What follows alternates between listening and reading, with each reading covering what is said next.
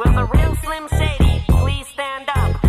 We're gonna have a problem here. Yo, act like you ever seen a white person. Okay, I'm just gonna. Okay, yeah, I'm just gonna stop. This is a T-shirt that I use when I play Fortnite. I put it on my head like a, like a responsible grown adult. I get plenty of wins. Thank you very much. We are back with another video though. This is my first video on what I'm going to be working on, involving just like making normal NBA discussion videos. Before we do get started though, if you guys do enjoy this video, you do want to see some more like it, be sure to leave a like, subscribe to the channel if you haven't already, and let's get right into it. The Phoenix Suns finished the season with the second seed in the Western Conference, and they are currently in the NBA Finals, up 1-0 against the Milwaukee Bucks as of me recording this video, and they just lost Dario Saric for the rest of the season. People on Twitter have been saying the Phoenix Suns, if they win this NBA Finals, the ring won't count. They will call it a quote Mickey Mouse ring, or just like a fraud ring, or a ring that doesn't count, or whatever. Same thing that they did for the Lakers last year. In this video, I'm going to get into my opinion on why I do not agree with that. Did the Suns have an easier run to the finals than most? Yes. Due to injuries, obviously. Injuries are a part of the game. Unfortunately, it sucks. There's not really any excusing injuries. They're just unfortunate. But at the end of the day, that's kind of just it. They beat the Lakers in the first round. The Lakers did not have Anthony Davis. They beat the Nuggets. They swept the Nuggets in the second round with MVP Nikola Jokic, but they did not have Jamal Murray. They beat the Clippers in the conference finals without Kawhi Leonard.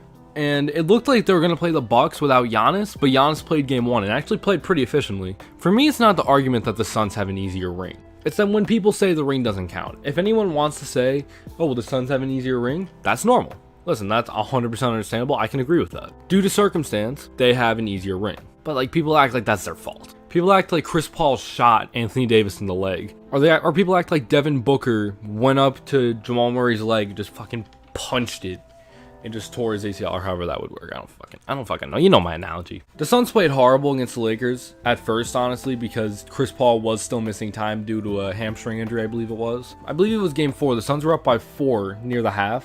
And that's when Anthony Davis got hurt, and then the Suns obviously won that game. They won the other 2 games to win the series. Did Anthony Davis getting hurt have a part in that? I think so, yes. People consider the Lakers a championship contender, with additions like Andre Drummond, Montrezl Harrell, all this stuff. Younger pieces like Talen Horton-Tucker, Kyle Kuzma. Everyone considered them a title contender, but then Anthony Davis gets hurt and they're considered scrubs. I don't understand that argument. Everyone says, the Lakers team was ass, bro. Like, nah, everyone was overrating the hell out of dudes like Alex Caruso, KCP, fucking Kuzma, THT. They got Andre Drummond on their team. I didn't know how bad Andre Drummond was until I looked at actual stats. And like, I forgot what it was. He made 42% of his shots at the rim, I believe it was. Here's the crazy thing too. Everyone on Twitter was saying, whoa, the Lakers got this. Like, they didn't. They simply didn't. Even without Anthony Davis, LeBron James at 36 years old, not at 100%, is still a top 20, top 30 player in the NBA. And with the depth that everyone on Twitter and everyone in the community was claiming that they had, it shouldn't have been an issue. Regardless though, I do agree that it either would have been a 7-game series or the Lakers would have won that series if AD was playing. They beat the Nuggets without Jamal Murray. Now, obviously, this is going to be a lot easier to compare. The Nuggets had Facundo Campazzo and Austin Rivers, former Knick by the way, while the Suns had Devin Booker and Chris Paul. Every single day of the week, Devin Booker and Chris Paul are going to outmatch the shit out of the Nuggets there, right? That's not really a debate. And Jokic played out of his mind, but I understand Jokic is not going to be able to carry everything by himself, and he's averaging 30, 10, and 10 pretty...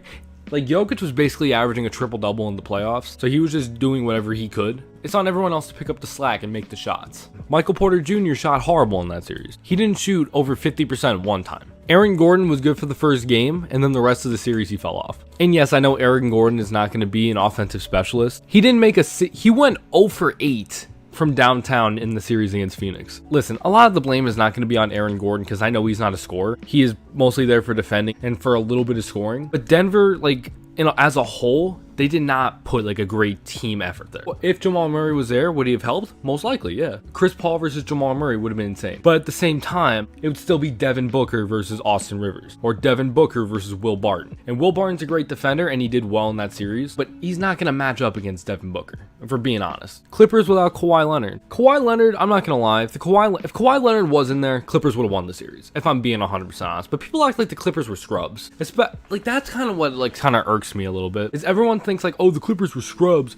Bro, they walked all over him. Everyone forgets days before that game, the Clippers just got done eliminating the 1 seed Jazz with a red-hot Donovan Mitchell, Defensive Player of the Year Rudy Gobert, 6th Man of the Year Jordan Clarkson, retard, All-Star Mike Conley, a myriad of other fantastic shooters. They were the best three-point shooting team in the NBA. The Clippers were able to stop that without Kawhi Leonard, one of the best defenders in the league. They had Terrence Mann drop 40 points on them. They came back from 25 down. The Clippers came back from 25 points down in the second half and go to the conference finals. Paul George stepped up. Did he step up the entire playoffs? No. In my opinion, Paul George is kind of a fraud in the playoffs because he had one good game every 4 or 5 games. To be a winning basketball team, you can't do that. At the same time, like Marcus Morris was doing well. Reggie Jackson was red hot throughout the playoffs. In Kawhi Leonard's absence, that's 100% like undebatable. The Suns were without Chris Paul for the first 2 games of that series and they won. It would have been a 7-game series if DeAndre Ayton didn't get that miracle tip in. Like, that's just sort of like my issue. No one gives the Suns any credit. Everyone thinks, oh, the Suns is it was just a cakewalk. I would honestly be surprised if people didn't start calling Chris Paul C. Pluto. Get it? Because like Mickey, haha, funny guys, right? It's just fucking end me. I don't know. That's basically it though. I don't really have a whole lot else to say on that. Just sort of wanted to just kind of get my thoughts out there. Again, I'm aware the Suns have an easier route than most teams have in recent memory. They're still a capable team. Like, even without this, they should have been finals contenders. Beginning last year in OKC, I've sort of learned this. Do not underestimate Chris Paul. Especially as he's getting older, he is feeling more pressure to win a ring.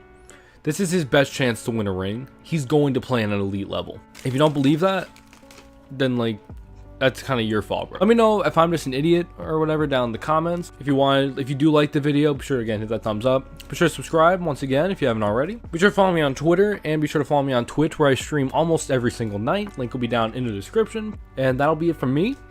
And I will see you all in the next video. Peace.